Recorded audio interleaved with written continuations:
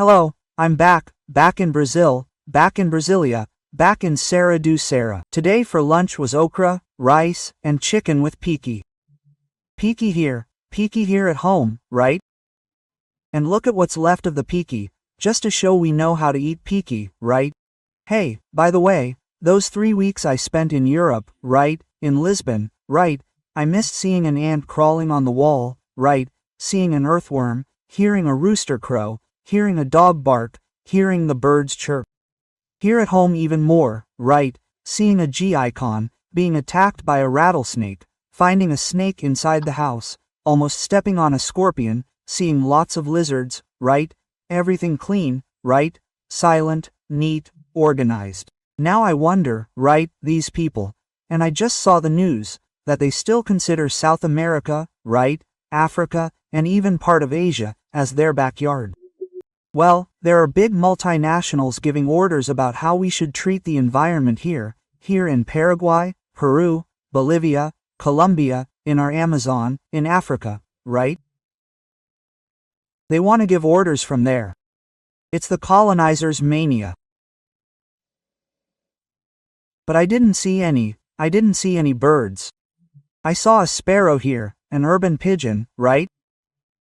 A small apartment dog, but I didn't see any ants on the wall. Yeah, mosquitoes and flies, so no way. Well, they want to teach us lessons here on how to live with nature. It's good, folks. Today is the anniversary of the bye of Ademar Ferreira da Silva's triple jump, right, at the 1956 Olympics. And today is also the day the communists failed in 1935, the government won, right? They're still bothering us today. So that's it, let's go. Don't forget to subscribe and leave your like or dislike at the end.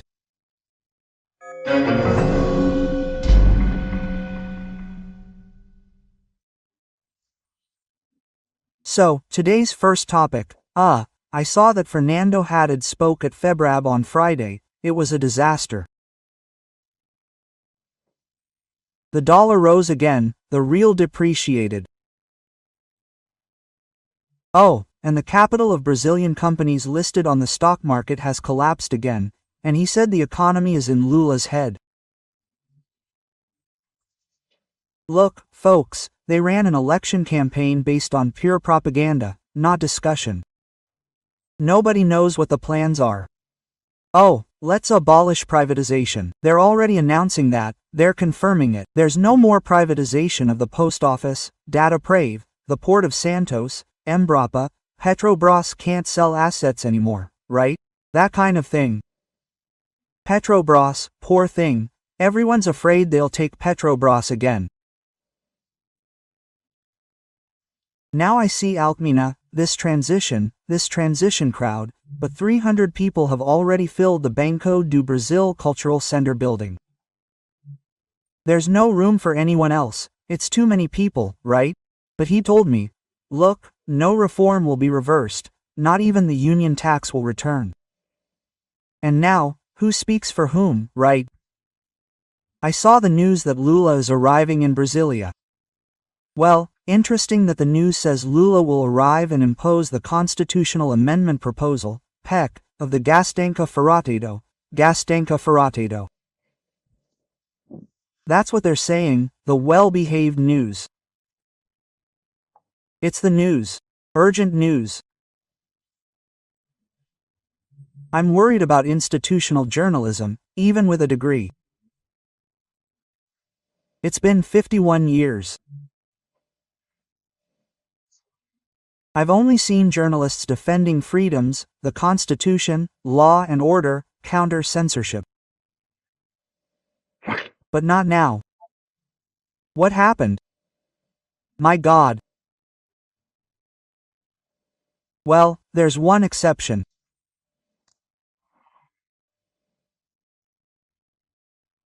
A journalist, I saw her testimony, 40 years of experience in the communications field. Her name is Ana Ines Fakim. She recorded it there in Bento Gonçalves, in front of the 6th Communications Battalion, according to her. There she says that the ladies are praying, the vehicles pass and honk, they leave water, juices, people of all ages and professions, they leave sandwiches, they leave materials to make food that they don't have. There's no leader there, no politician wanting to take advantage of this, right? Well, rain or shine, people of all ages are there. I'm telling you this because I think it happens. It's happening everywhere where there are barracks, right? They're showing citizenship, cleaning, sweeping, collecting trash, leaving everything clean, right? Making food. There's a little fund there that pays for common expenses, right? Well, then she says she's been a police, investigative, sports journalist, she's done everything, and that she's never felt so human as she does now, right? Well, they sing the anthem when they see the soldiers lowering the flag at 6 p.m. They sing the anthem, right? Well, they've never seen so many people sing the anthem as they do now. Everyone already knows the lyrics to the anthem, right? Oh, and yeah, it's really exciting. People are excited because they feel like they're making history. She said it seems like an ideal dream community, right? And she discovered the strength of citizens determined to turn back, not to bow to lies, right? Never again will we allow ourselves to be robbed without reaction. Never again will we accept a stolen result. We know how to lose, we would accept the result if it were clean. They are the ones who don't know how to win, except on the carpet, said journalist Ana Ines Fakim, right? They won't pass. Our strength only grows every day. No one will steal Brazil from us. No one will steal our children's future. How could we live accepting such a blatant lie? How would we pay taxes? How would we wake up each day to work? How would we hand our children over to a school in a state that says, the truth is invincible? That phrase, the truth is invincible, I heard from a priest today. The truth is invincible. But I'm telling you this, right? Because I saw one here in the book I already presented to you, The Brazilian War, by Alex Fils de Mello, former dean. From the Federal University of Para. Interestingly, this book was written in 2020, but it seems prophetic. Look here, he says, let no one be fooled, the country is at war. This is a relentless battle for state control, and one that is gaining greater clarity and vehemence today. It's not a confrontation between left and right, as some suspect. Far from it, it reflects a clash between segments traditionally installed in public spaces of power and which have always used them for shady and patrimonialist purposes. The traditional oligarchies, right? Imagine, he wrote this in 2020 and then went on to write, the country's future is at stake. Faced with so much banditry, a complacency of the political class within Congress would represent an abominable capitulation to crime. In the same paragraph, he says the following, a failure by the people will make them indefinite slaves to the usurpers of power. Wow! It's impressive that this dean, Alex Fils de Mello, said something like that years ago. I saw a text here by reserve officers. There are many general officers. I even saw 7 4-stars, right? I even did some math here. There are 7 4-stars, there are 19 3-stars, 18 2-stars, dozens of colonels who are captains of the Navy in war, which is the last rank in the normal career, right?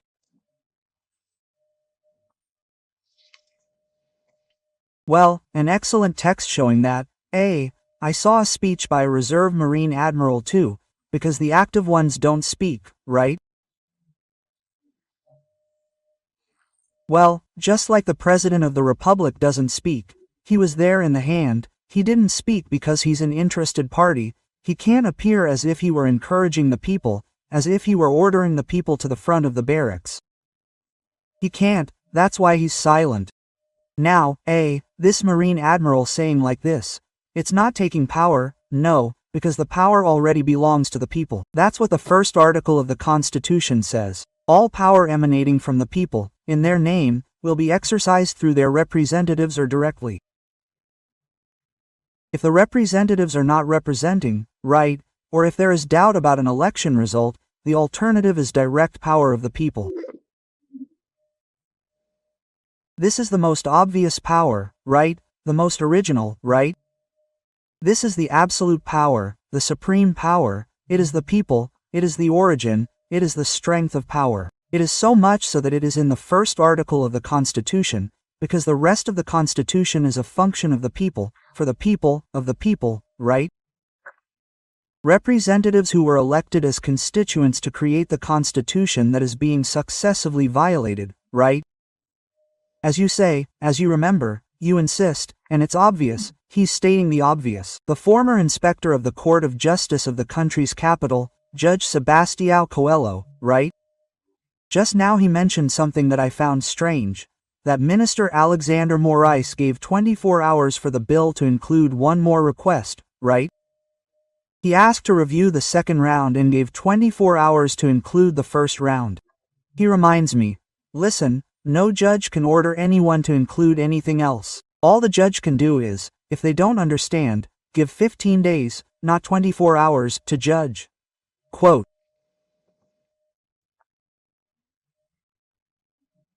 I tell you that this decision by Minister Alexander Moraes has been a source of laughter among judges, but anyway, it's all because they absolutely didn't want that little piece of paper that would be printed on the side and would be checked.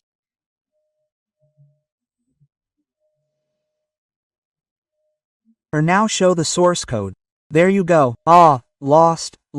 There you go, right? Lost in a pinch, right? By the way, the minister, me now, Minister Barroso said something else here, that there's no point in complaining, there's no point in appealing to the barracks, to the aliens.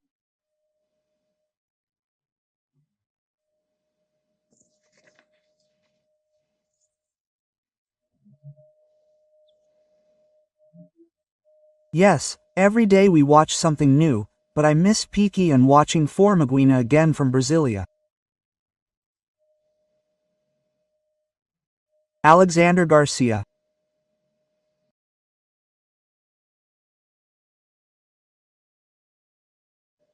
Hello, my friends.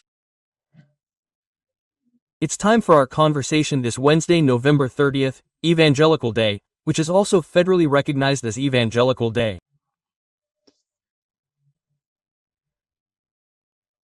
My embrace to all evangelicals, those who defend the Bible and family, good customs, and our traditions.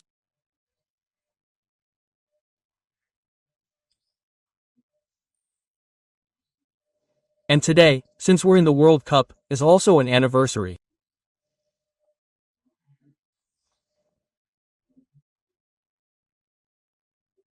It was in 1872, on November 30th, that the first match between national teams took place, England versus Scotland, and it ended 0-0.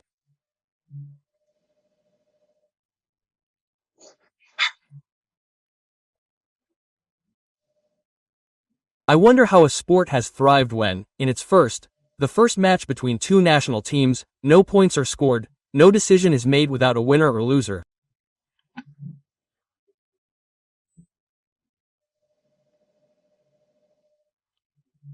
It's a sign that it's a beautiful sport to play on the field, that it's not just about the point, the goal, the objective. That's why this World Cup has such a high audience. So, let's get to today's conversation. Don't forget to subscribe and leave your like or dislike at the end.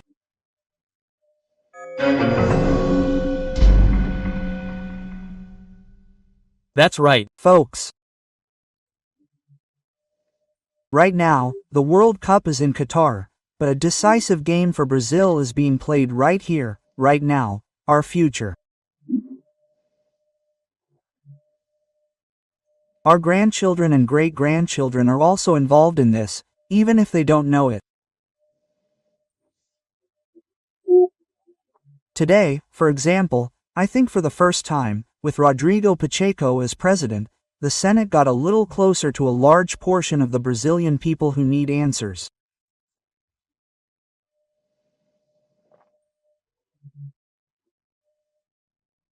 At the initiative of Eduardo Guirao, the senator representing Ceará, from the Podemos party, the Committee on Fiscal Control, Oversight, Control, and Transparency held a public hearing. Many people were invited.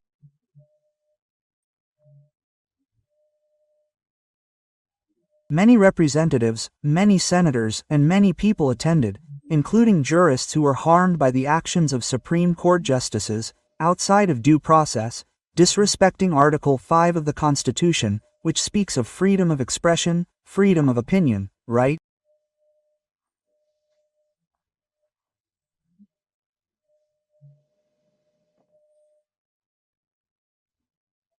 I highlight the testimony of Barbara from Te Actualize, in which she asked that the courts give her the same treatment they gave to Andre from Rap and Lula, claiming that the process is not going well. She was demonetized. That's a new word, a euphemism for saying, look, the Supreme Court decided that she won't be paid for her work, right? Well, it's in that process that's based on an article of the internal regulations that was repealed by the 1988 Constitution, which doesn't follow due process because it doesn't have a public prosecutor's office, as it is in Articles 127 and 129 of the Constitution. Besides, she has nothing to do with the Supreme Court. She doesn't have special jurisdiction, and she's there. That's why she complained, and it had a big impact, right? Well, he also spoke. I highlight Marcelo Fanhat, a congressman from Rio Grande do Sul, who got more than enough signatures to create a Parliamentary Commission of Inquiry, CPI, in the Chamber of Deputies to investigate abuse of authority by Supreme Court justices. And he said the following, well, if we can't address these issues of the state of exception that's there, what good are we? This court, the Supreme Court, is shutting down Congress, right? Well, as parliamentarians, we failed. The rupture has already happened. Where have you ever seen a parliamentarian be afraid to speak out? This fear arose after the federal chamber allowed Article 53 of the Constitution to be repealed for an act by a Supreme Court justice.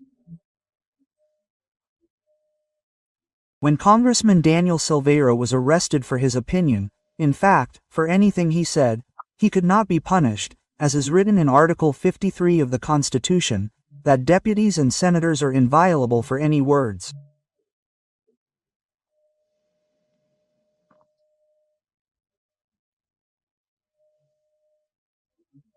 I take this opportunity to record here a loss to the Brazilian legal world of a great criminal jurist, Gilson Dipp, who is on the Superior Court of Justice, 78 years old, died yesterday.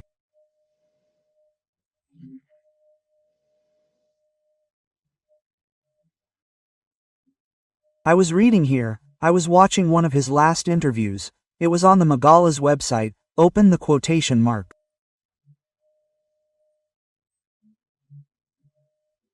We are witnessing daily a judicialization of politics and also a politicization of the judiciary.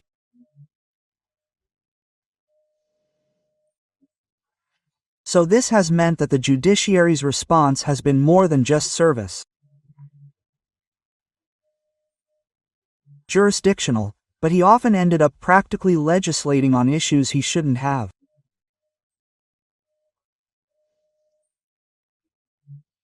This was a dysfunction of the three branches of government, which are neither independent nor autonomous from each other in the Brazilian state. I close quotes. That's what the jurist, retired Superior Court of Justice, STJ, Justice Gilson Dipp, said before he died. Well, then I return to the jurists who were there. There in the Senate committee, Justice Sebastião Coelho, that's Justice Ivan Sartori, the super jurist Ivis Gondra, right?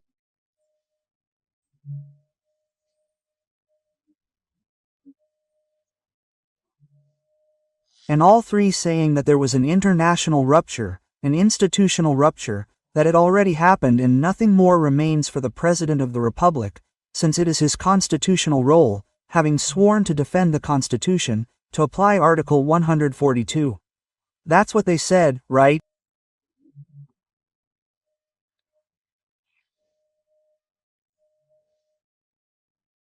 Dr. Sebastião Coelho, who was an inspector at the Court of Justice in the country's capital, even said that he was there to reaffirm the defense of Alexander de Moraes's arrest, right? Well, repeating what he said. There at the demonstration, he went on a Sunday from Bermuda, right? Yeah, and participated in the demonstration. He requested early retirement, right? When he says that when he saw Alexander de Moraes' inauguration at the ZE, he gave up continuing in the judiciary. Well, right, so the study organizer, Senator Guirao, opened the session saying that the ZE has become a political party.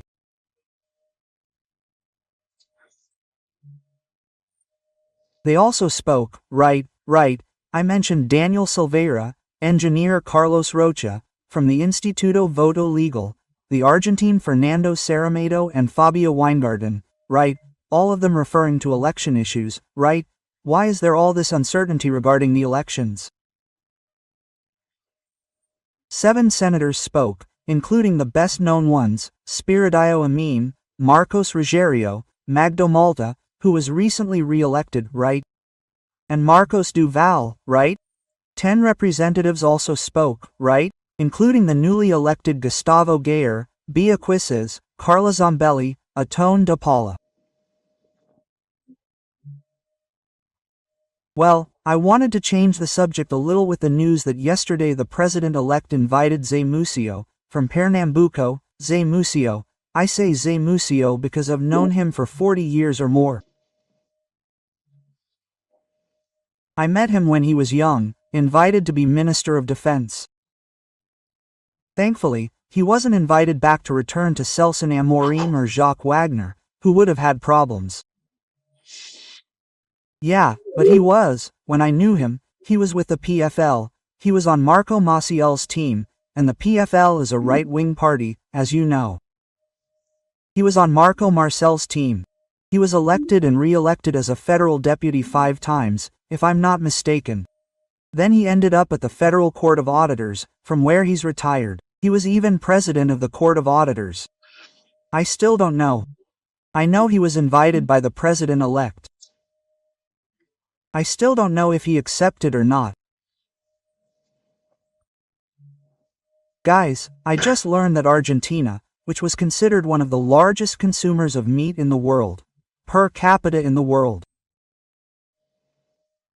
The 3rd largest consumer is the United States, followed by Australia, and then Argentina. 90 kilograms of meat per capita per year. Do you know how much Argentines are eating now under the left-wing government there? Half of that, to be precise. 47,800 grams. The left has already taken the rump cap.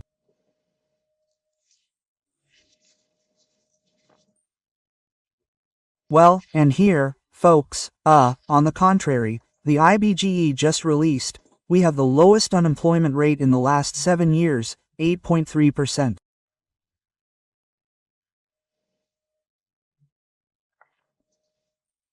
In developed countries, when unemployment reaches 6%, they already consider that full employment.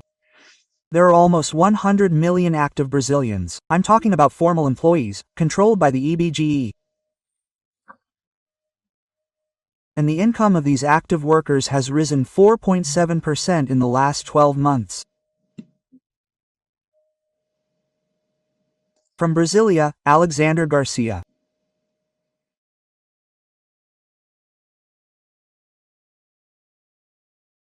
Hello, my friends.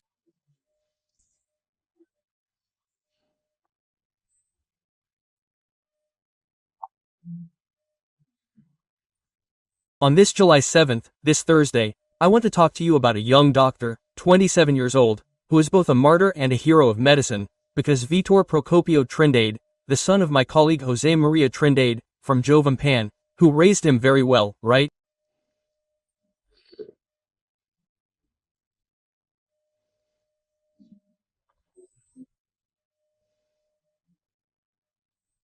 His father and mother raised this son very well, with a good character, a bright personality and a vocation for medicine to help others. He received invitations from major hospitals in Brasilia. He could be making money. A first aid specialist in emergencies, as an anesthesiologist, that is, he preferred SAMU to help people in the outskirts where he worked.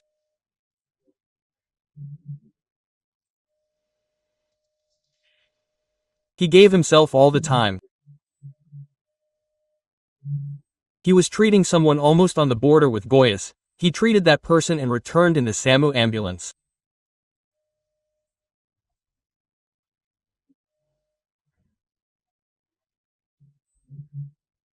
There was a truck loaded with sand parked on the road, stopped on the road, without any signs at night, and the truck came in and his head was crushed and he resisted for some time. He would have many after effects, but yesterday it was confirmed that he was brain dead.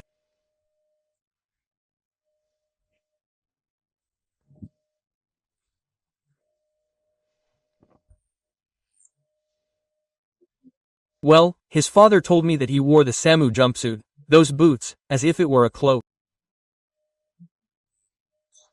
I think the comparison is very good. A cloak practicing medicine is humanitarian.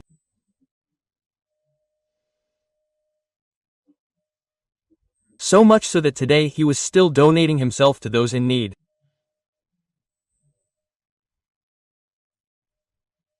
Today was the day of organ removal for donation. Martyr and hero, Vir.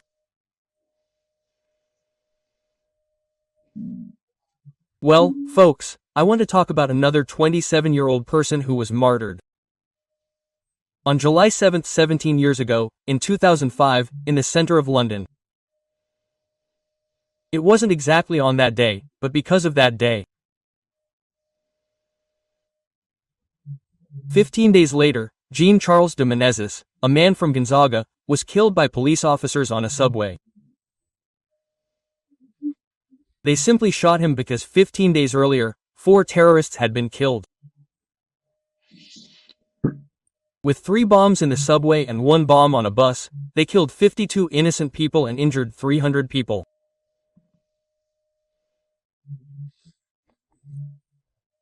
And Jean Charles was killed simply because they thought he was going to commit a terrorist act. That's all. It's good. If you haven't signed up yet, join us.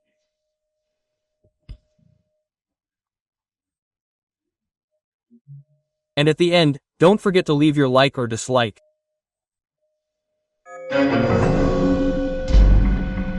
Well, guys, I'll start. I ended up talking about England, right? Boris Johnson ended up resigning. Mario Draghi, also the head of the Italian government of NATO, ran out of Madrid, returning to Italy. He left the NATO summit. It seems he cancelled it.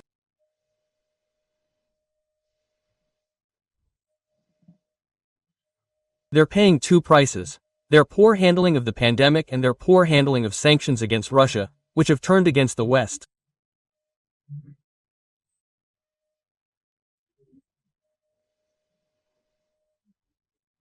They can't handle the price of energy, right? All the problems they created by sanctioning Russia. Well, and here are some very strange things.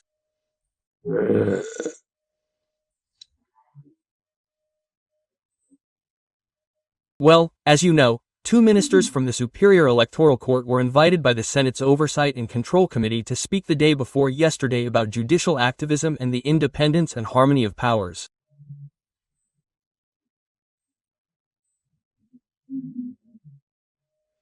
They didn't go. Senator Espiriao showed me the irony of this. They were approved by the Senate. They had to go through the Senate.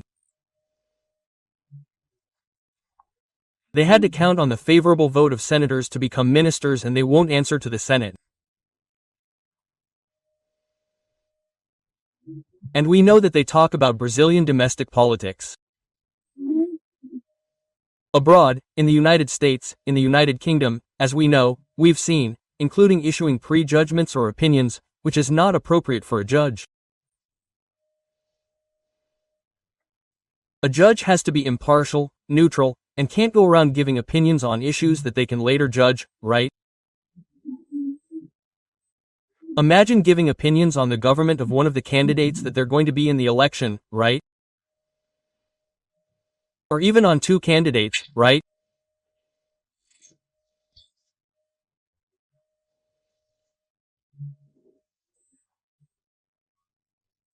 Well, and then today, Senator Eduardo Gerau from Ceará insisted, and there will be another invitation next Thursday. In the same sense, we have to insist to see if they understand.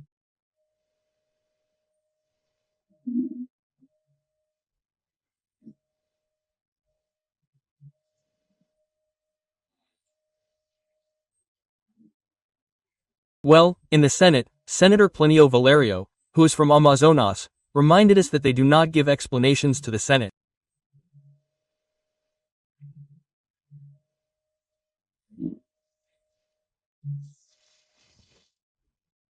And as I said here, I noted down Senator Plinio Valerio's words, right? They contribute to the release of corrupt people here in Brazil, right?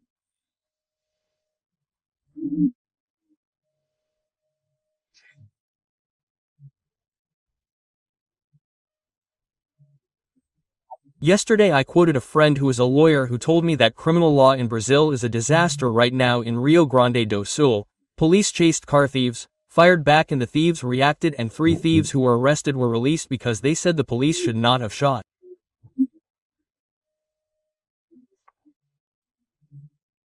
Something like that.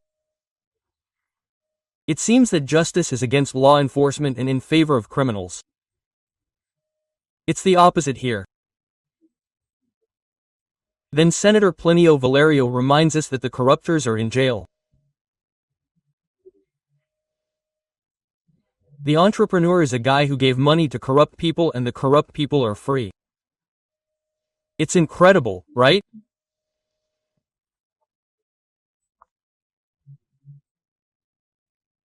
In the chamber, Congresswoman Bia Kizas, who is the president of the Constitution and Justice Committee, right, showed an event scheduled for New York, for November 14th, with a talk about Brazil and respect for freedom and democracy, with Luis Fuxes, Alexander de Moraes, Carmen Lucia, Dias Toffoli, and Gilmar Mendes.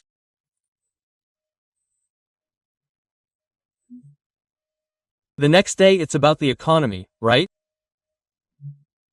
Well, she said she called the organizer to sign up and answered the Doria group. But it's strange that this is done abroad, maybe because, for example, Minister Luis Fux couldn't go to Bento Gonçalves, Minister Carmen Lucia couldn't go to Gramado, Minister Barroso had to leave through the back way in Florianopolis, right? Minister Dias Toffoli also couldn't go to Gramado. I think it's an opportunity to look inside with humility, which is the most intelligent of virtues. And if you ask why, by the way, I find this title extremely ironic, right? This panel with the Supreme Court justices is about respect for freedom and democracy.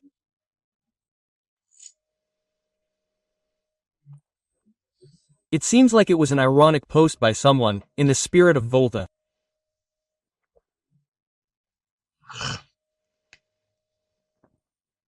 Well, let's go to another subject here.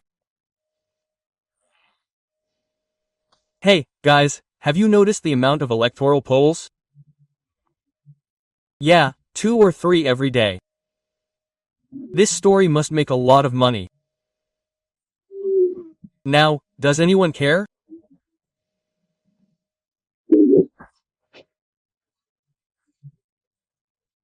There are people who have already made the title here. The title from New York, on the economic side, it's the Brazilian economy with a new government.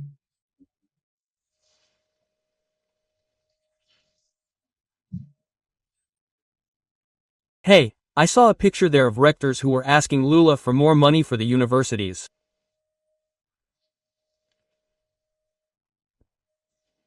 So there are people who are guided by electoral polls.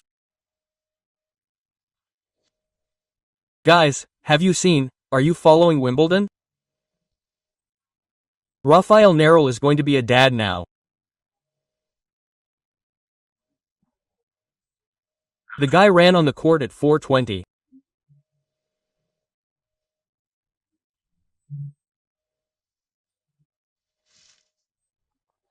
With his abdominal muscles open, he had to give up the semifinal tomorrow. He ran and won. He beat the Australian and had a semifinal tomorrow. He had to give up.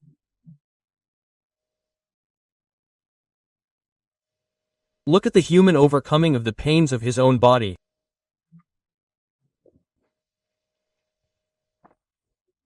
And finally, a Selem. Do you know what Selem is? Do you remember the refinery, Landulfo Alves, in Bahia? I'm always tempted to say Ataúfo Alves, right?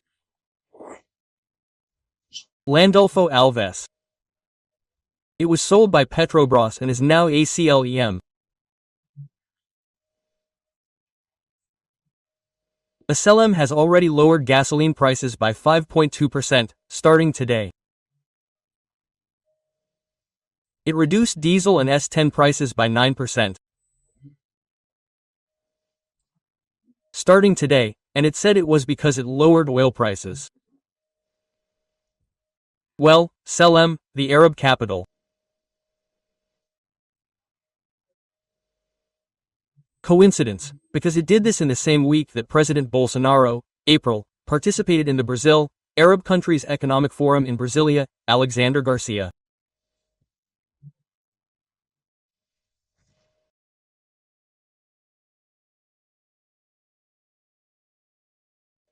Hello, my friends.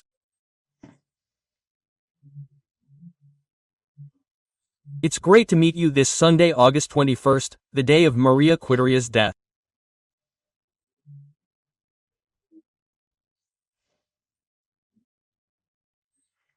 Maria Quitteria de Jesus died in 1853 at the age of 61, almost blind and anonymous. She was the heroine of the War of Independence that we had here in Bahia, right? She enlisted, pretending to be a man, right? And she was a heroine.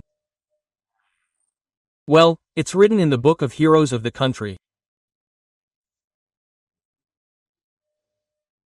Her body is in the main church of the Santísimo Sacramento de Santana Church in Salvador. I would like to talk about another woman who was buried yesterday in Estrela, in Rio Grande do Sul.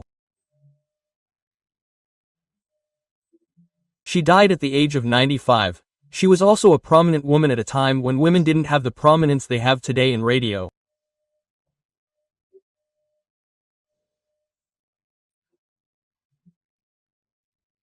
For years, in the 50s and 60s, she was a powerful radio host at the Alto Taquaris YN9 radio station, where I once worked as a child actor in a soap opera.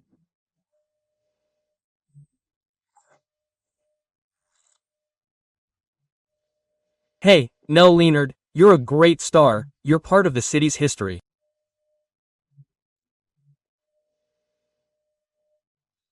Here's my tribute, my memory.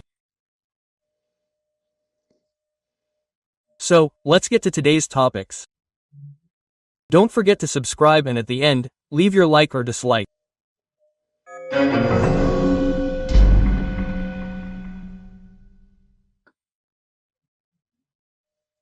Well, today's first topic, I remind you of the reaction of Justice Marco Aurelio, retired from the Supreme Court, four-time president of the Electoral Court, who went to Alexander de Moraes' inauguration, heard his speech and left sad. He called it a disastrous event. He thought the speech was aggressive, right?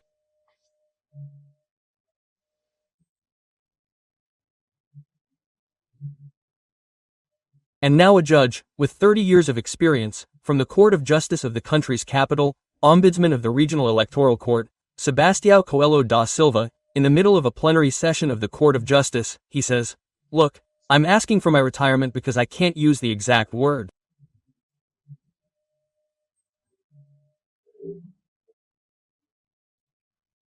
Just imagine," he said, "right?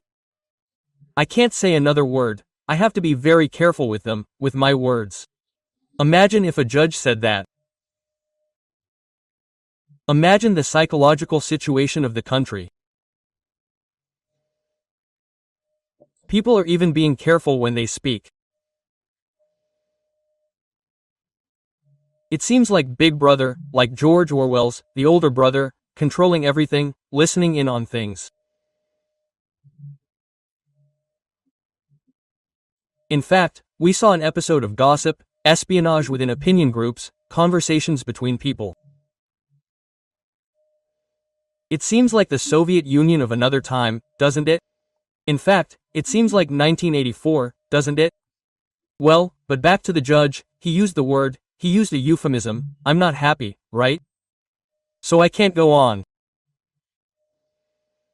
He explained that it was the inauguration, that he expected a peace speech, but instead, what I heard was Alexander de Moraes making a declaration of war on the country, a speech that inflames, doesn't add anything, and I don't want to be part of that.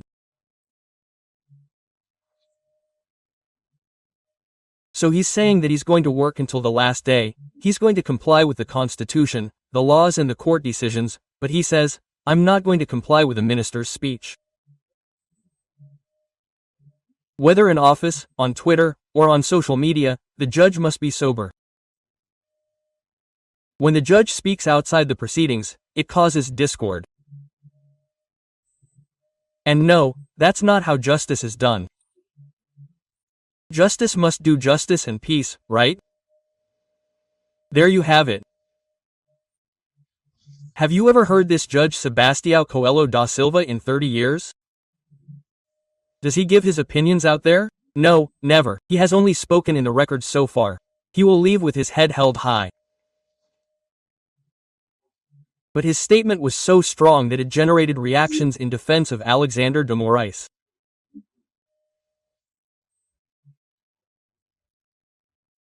The Association of Regional Court Presidents, right, through its president issued a statement saying, "Well, the president's name is Leonardo Pache da Faria Cupelo.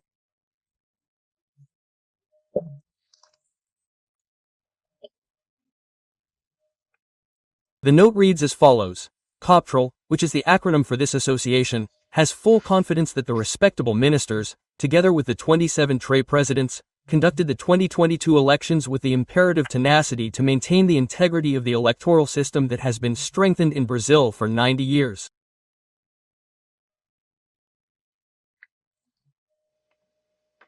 Trust. I think I've seen trust in commercial law, in economics books, but anyway. And the president of the TRE here in the federal district was quick to say, "Oh, I have nothing to do with this." Right? He made a note saying to Judge Roberval Belinet, "The colleague's statement does not reflect my thoughts on the performance of Minister Alexander Moraes." Then at the end he comes back. I think the colleague only expressed his personal opinion, obviously, right? And it does not reflect the position of the TRE. He even took the initiative this week to pay a visit to Minister Alexander de Moraes to apologize. As you can see, it generated attack and defense.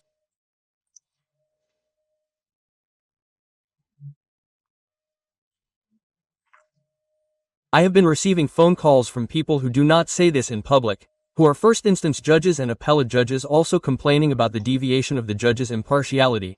Because this affects career judges, they get upset.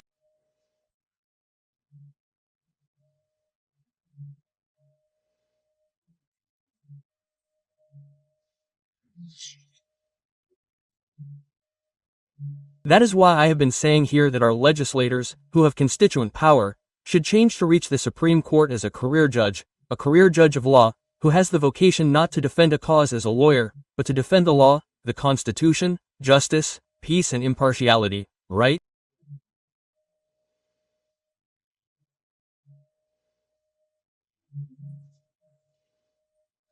Well, let's move on. Talk a little about the election campaign, right? Lula recently said that he talks to God, he just has to lock himself in his room, he can spend hours talking to God, if he wants, and he doesn't need an intermediary pastor or priest. Bolsonaro's response was that he went to Mass today at the Catholic Church, the Church of Our Lady of Hope, in Asa Norte, and he took Michelle with him and also the Minister of Health and Minister General Elena, right? Well, according to what I saw on the news, the priest who officiated the Mass also asked for applause for the president, right? Well, in turn, Lula didn't have any campaign activities today. Chiro had one in Rio, then he went to Fortaleza, he talked about stimulating industry, right? He walked the streets. Senator Tibet is still in Sao Paulo, right? And she left a phrase, she said, I am a candidate with a clean record. We can already guess who this phrase is directed at, right? The senator is Soraya, who is a candidate for União Brazil, she was in João Pessoa, Soratronica.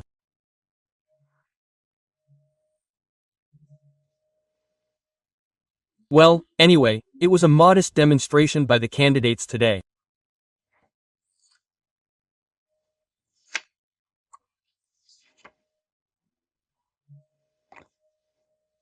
Well, folks, I wanted to mention to you that General Santos Cruz, who was in Congo on a UN mission and performed acts of courage, was later chosen by President Bolsonaro as Secretary General of the Presidency, then he left.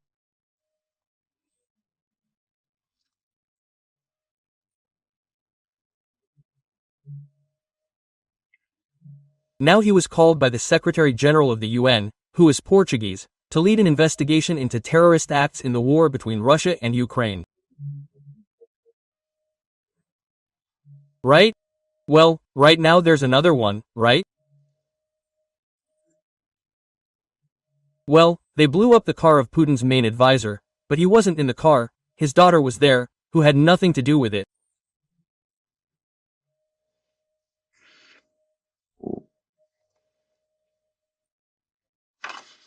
The good thing is, you know, right, that 374,000 rural property titles have already been distributed under this government.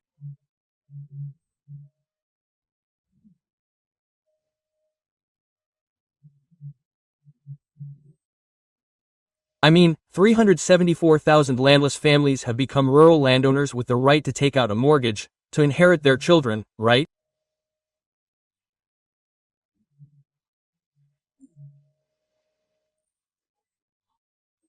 A few days ago, former Governor Roberto Requião, who is a candidate, recommended that no one accept land titles from the government.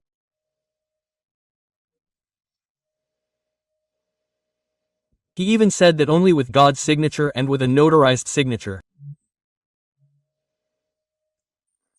Well, he recommended that parties go to the Supreme Court to prevent the government from continuing to issue land titles.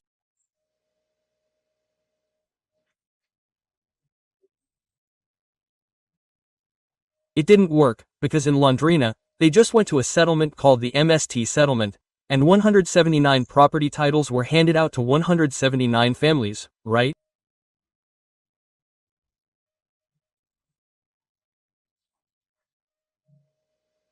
What do you think? Ask, why does the party have to enter and not the MST? The MST has no legal personality, it doesn't exist legally, it can't even be sued, or sue, right?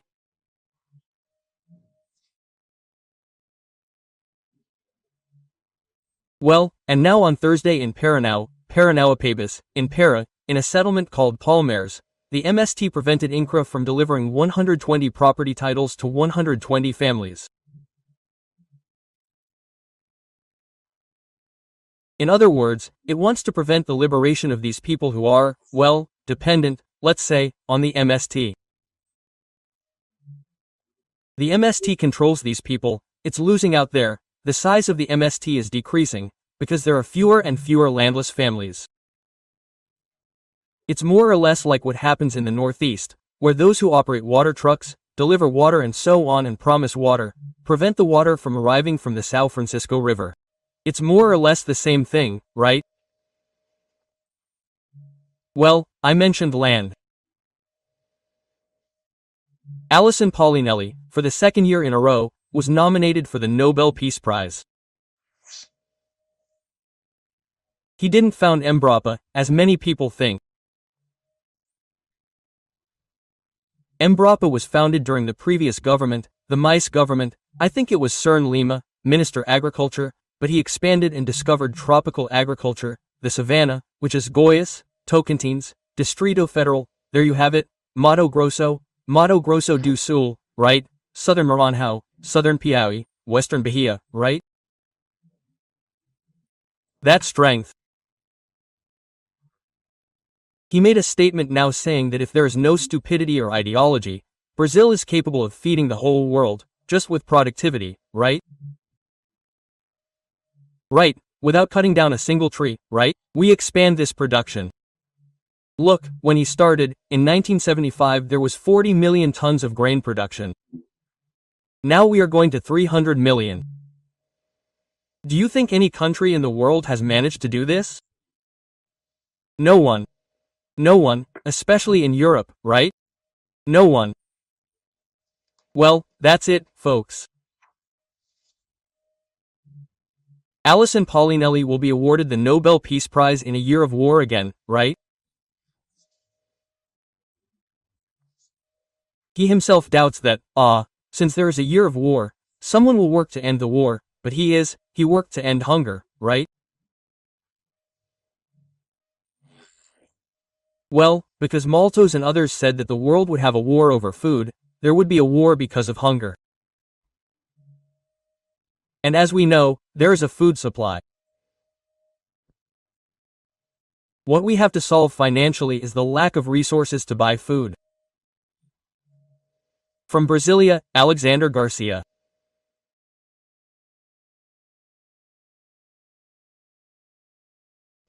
Hello, my friends. Carnival Tuesday. Apparently there isn't much to talk about in Brasilia, but we have a lot to talk about. It's March 1st. On March 1st, like today, in 1565, Estácio de Sá founded the city of São Sebastião do Rio de Janeiro, after expelling the French, who had arrived there 10 years earlier, and built a fort on what is now the island of Villaguenan. It was Villigan who did this.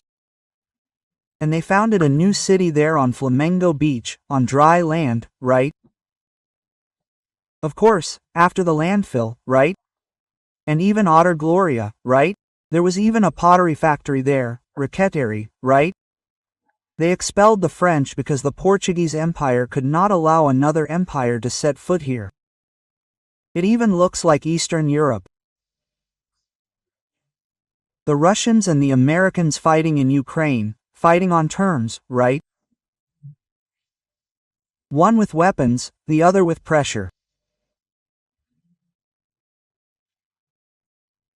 On March 1, 1870, Paraguayan leader Marshal Francisco Solano López died fighting on the front lines in the Battle of Saracura, in a situation that to this day, Paraguayan history calls the martyrdom of a race.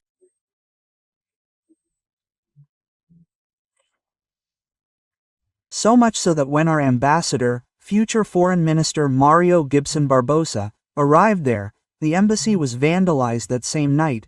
They honked their horns to keep him awake, and they set fire to the Brazilian flag. Then he came up with the idea of a tape and solved everything, right? But let's suppose that the Paraguayans, thinking about a war that is already over, make military agreements with Brazil, Cuba, Venezuela, China. How would that sound? How would Brazil react? Just so you can understand Putin's reaction to the anti-Russian military agreement, which is NATO, even after the military agreement with the United States of the Warsaw Pact had ended.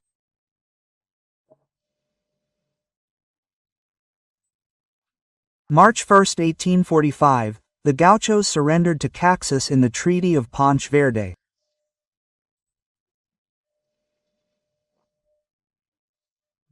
Well, Caxias forgives everyone, well, including incorporating the soldiers and officers of the Farroupilas into the Imperial Army. And Rio Grande do Sul gives up on being a republic and returns to being a province of the Brazilian Empire, along with Santa Catarina, which was creating the Republic of Juliana. The empire had already lost the Cisplatina province, right, which became Uruguay. It couldn't lose any more, right? Over in Eastern Europe, we have Crimea, which went to the Russian side. The two provinces of Ukraine are ethnic Russians, they also want it. And the Ukrainians call on NATO to help them, since they disarmed. March 1, 1923, Rui Barbosa dies. And I wonder how many times he dies when a decision by a Supreme Court judge overrides the Constitution.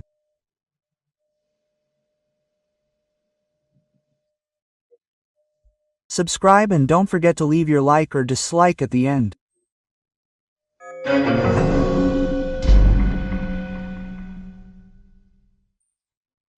So, guys, let's talk about this war in which diplomacy stalls and propaganda soars.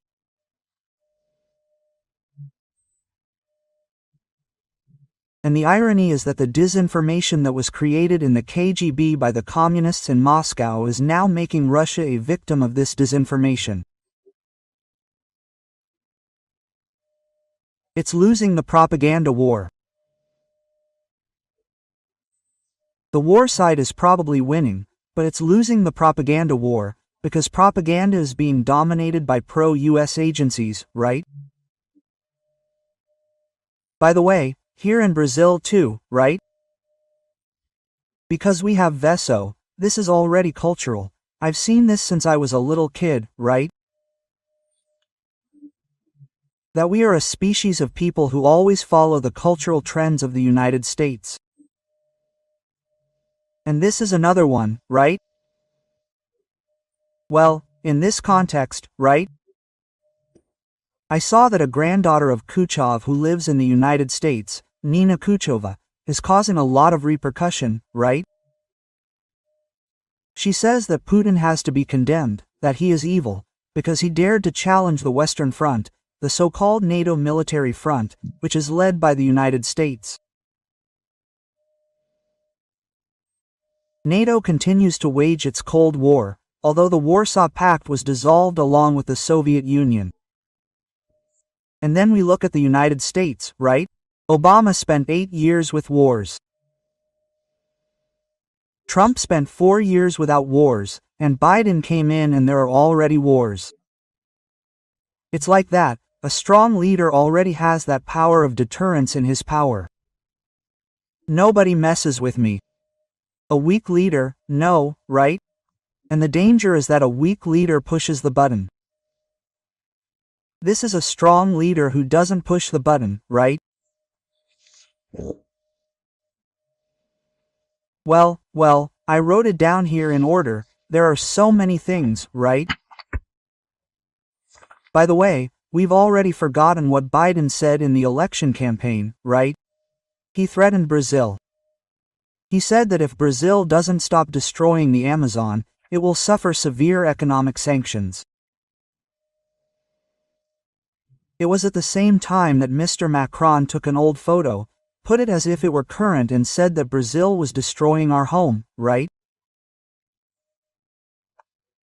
And this is a crisis that is the Amazon rainforest, and that is an international crisis. How international? If the Amazon rainforest is Brazil, at least the one that is inside Brazil, right?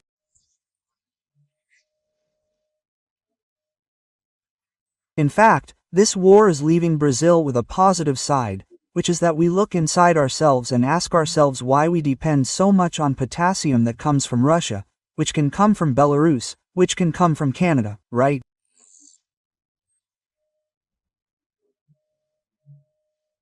Why do we depend on it if we have potassium reserves that can supply 90% of Brazil's water? In the Madeira River, there in Altazes or Nova Linda. Why? Oh, because there is environmentalism and we have to consult the indigenous peoples, and then we have to go to court and block everything, people. The potassium that comes out of there is sylvanite, which is the mineral, let's say, raw, right? Well, it's already going to Rio for the large plantations of Rondônia, southern Maranhão, now southern Piauí, western Bahia, Tocantins, Mato Grosso do Sul, right? Just look at the potential we have to be self-sufficient in a very important input, which is K and NPK, right? Well, and we bring it from Eastern Europe and we pay a lot for it. Just now, I've already mentioned to you here, Lithuania doesn't allow our potassium chloride that is shipped from the port of Lithuania, in the Baltic, it doesn't allow it, right? Well, that's it. Well, I forgot to mention it. Bolsonaro signed a decree before leaving for Carnival. He's there in Guarujá, Santos, and he makes people furious. He doesn't spend anything, he's there, he's staying in the barracks, in the fort, he eats sandwiches with Coca-Cola, right? And he's there and he demoralizes the electoral polls wherever he goes. But anyway, before going there, he signed a decree reducing the IPI on automobiles by 25%. It is 18.5%, but 25% on televisions, refrigerators, stoves, microwaves, irons, right? It will stimulate the national industry of these products and will stimulate consumption, it will make them cheaper, right? It is a way for the government to do its part. It tightens its belt, and it can only do this because it has ended corruption, right? It has ended corruption and is cutting its own expenses, that is why it is achieving this. Well, and another thing, it was just investing in this, and I saw the tourism numbers last year in the middle of the pandemic. With all the restrictions imposed by governors and mayors, the tourism sector earned 152 billion reais. From Brasilia. Hello, my friends. This is the big moment of this Tuesday, this meeting of ours. September 14th. On September 14th, 1956, I was 15 years old. IBM announced the first computer, the Rimac 305, which weighed 1 ton. In 1960, OPEC, the Organization of Petroleum Exporting Countries, was founded. Just look, it was Iran, Iraq, Saudi Arabia, Kuwait and Venezuela. Venezuela, a very rich country. The PEP ended up like this, right? They adopted the path that some want for Brazil. It ended up like this. And get this, in 1752, the United Kingdom, including all its colonies, including the United States, began to adopt Pope Gregory's Gregorian calendar. The calendar we use here, they changed 10 days from the calendar they were using. In 1939, 1 year before I was born, Igor Sikorsky took off in Connecticut for the first time in a helicopter.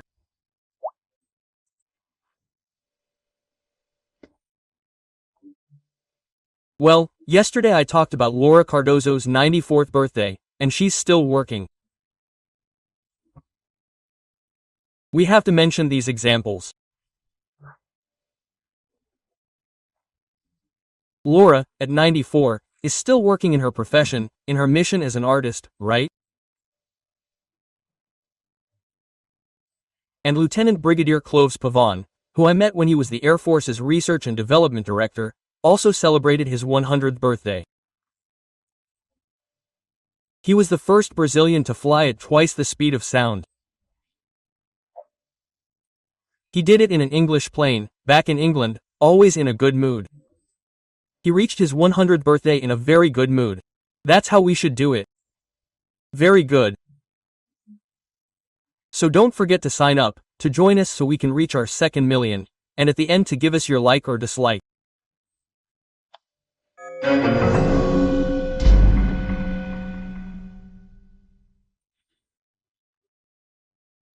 Guys, today I was talking to Luis Carlos, aka Moyalon Molion, sorry, right? Who is an expert on climate, a meteorologist, and a retired professor from the University of Alagoas, right? Mulhan told me that he had been researching the São Francisco River and saw that it had 40% less flow. So what are you going to do with Zingo? Zingo will stay, it will not produce electricity, a fraction of Zingo's potential capacity, right? And at the same time he found that this decrease in rainfall will last for a cycle of about 15 years, that is, on average there will be less water for hydroelectric plants for about 15 years. This also means that Itaipu will be affected, because it takes in exactly the rivers that form the Parana, right? Well, and then there will be less water for Itaipu. Itaipu will not be able to generate all of its generators, right? It has to generate fewer turbines because a single turbine consumes a huge amount of water, right? I'm saying this so that everyone starts saving water. But that's not the only reason, no. There is still time for us to think about alternatives for our energy security, electricity, so that we can grow, so that the country can grow, because without energy, it can't grow. Then Molho told me about solar thermal energy. It's not photovoltaic energy that has a certain yield, right? But solar thermal energy is much more.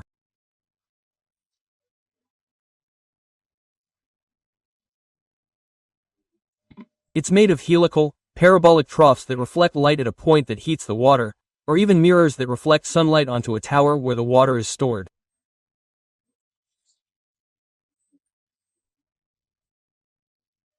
It doesn't take up much space. No, you don't need to throw solar panels around. 3 har are enough to produce a good steam-powered electric power generator, like a thermoelectric plant that produces steam-powered electric power, right? A nuclear power plant produces steam-powered electric power, right? It boils water and the steam is the expansion of the molecules that rotate, which makes turbines turn, right? In the steam engine, even pistons, right?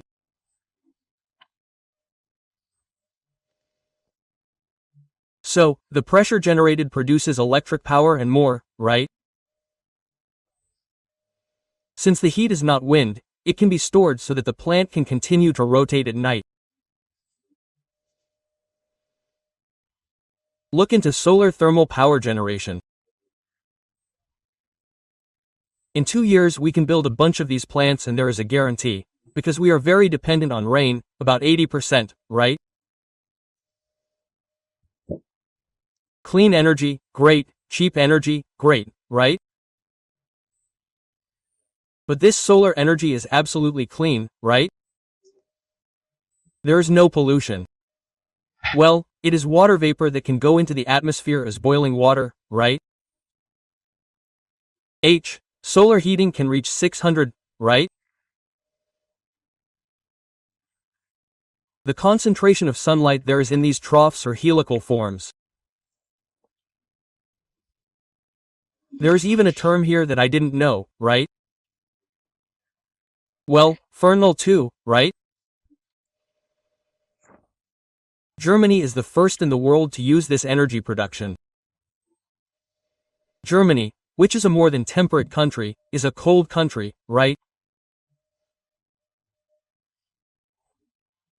And in second place comes Italy, then Spain, then Japan, China, the Czech Republic, France, the United States, Belgium, right? Which is over there in that English channel, kind of shady, right?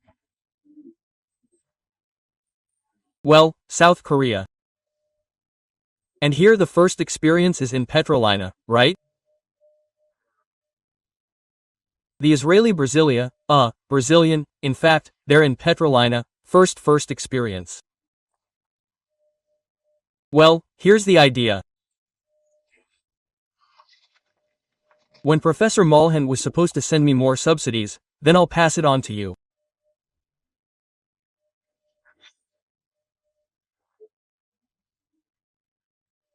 Well, if you're listening to me and you're a lawyer, you must have had difficulty in some civil or even criminal action to obtain a request from a judge to break banking, tax or even telephone and data secrecy.